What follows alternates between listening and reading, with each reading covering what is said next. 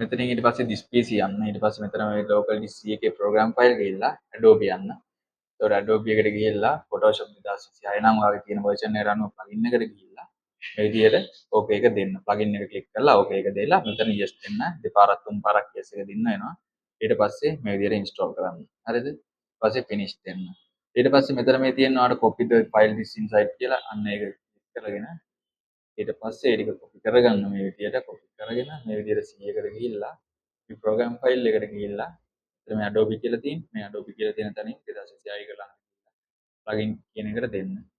right එතනින් කරලා Imagery කියලා folder එකක් ඇතුලේ තියෙනවා ඒකට paste කරන්න.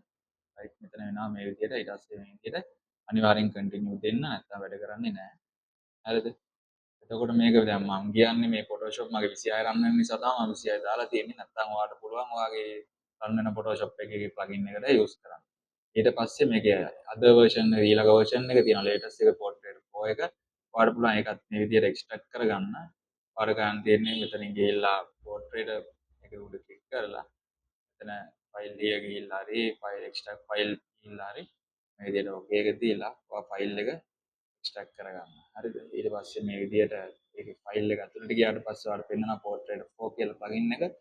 ඒක copy කරගෙන අර අපි ඉස්සෙල්ලා ගියපු ෆයිල් එකේ තියෙන program ෆයිල් එකේ ඊට පස්සේ Adobe ගිහිල්ලා Adobe එකේ තියෙන Photoshop 2026 එකට ගිහිල්ලා plugin inside ගිහිල්ලා මෙතන Imagery කියලා තියෙන තැනට paste කරන්න. එතනත් අර විදිහටම continue එකක් ඉල්ලයි ඒක paste කරලා මේ විදිහට completely ඒ වැඩ ටික කරගන්න.